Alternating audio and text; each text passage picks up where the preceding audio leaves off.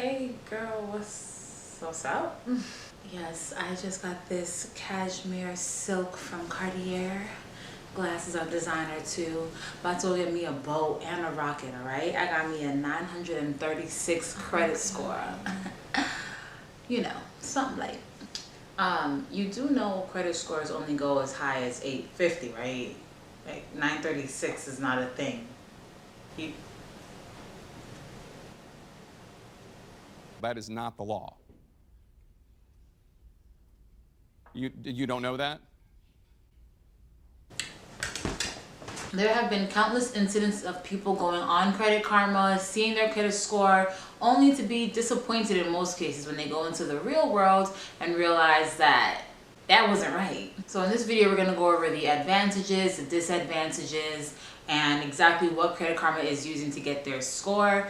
Also, make sure you stay till the end to see what's an even better option from Credit Karma that is extremely accurate and it's free. Keep it locked, it's Crystal with the Cash Compass. Alright, welcome back. I am here to teach you all the things about money that school should have taught you, but they forgot. Be sure to subscribe because we talk about everything from personal finance to investing and to the economy. So let's get straight into it. So what the is Credit Karma to begin with? So it's an online tool, right? It's free for the public, and basically what happens is you go on there, you'll put your information in and they'll give you the credit score. What's nice about that is that it's a weekly credit score, whereas if you were to get your official credit report from the credit bureaus, it does not come with a credit score, and you just get a report every year for free. Now honestly, your credit score should not really be fluctuating that much week over week regardless, unless you're paying off a whole bunch of debt very rapidly. But it is still nice to have that option. So they make money because they have all your personal information and they're able to offer you credit cards and tell you your likelihood of being approved for that credit card because they have all that detail about you, right? So what are the advantages, right? Like I said, you get a weekly score. It's also a monitoring service, so if there's any fraud or big changes to your credit, they will alert you. You can hit that like button and subscribe and hit the bell.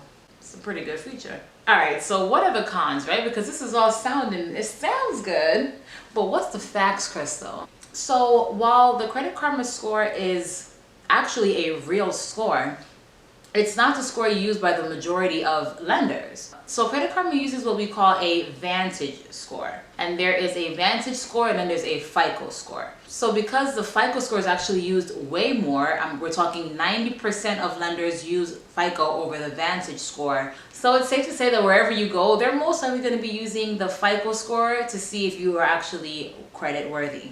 So while it's not a wrong credit score, it's just irrelevant. AF.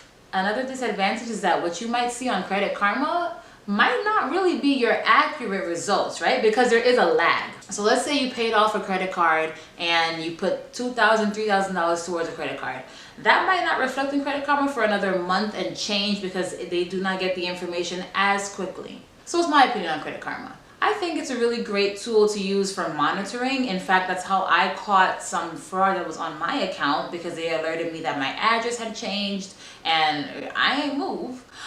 So it's definitely good for the monitoring services. That's my favorite part. But I would say use the credit score with a grain of salt. It can be a guide. If you're not really applying for anything, it's good to kind of keep an eye on it to make sure nothing is dramatically fluctuating, but there are other options. So what is the other option that is, to me, the absolute best? This option provides a free FICO score, all right? So it's called the Discover Credit Scorecard. And you do not have to be a member of Discover or having a bank account or a credit card. You don't have to have nothing, okay? This is a free service. Obviously, that's subject to change, but it's free right now. Like I said, it provides you a FICO score from Experian. There are 3 credit bureaus, if you did not know: Equifax, Experian, and TransUnion. So this is getting the FICO score from one of the credit bureaus themselves. And it also offers credit monitoring and gives you alerts. So it's kind of a 2-in-1 over Credit Karma. It also scans the dark web to make sure that your information has not been compromised. But please remember, this will not work if you have a credit freeze on your account, okay?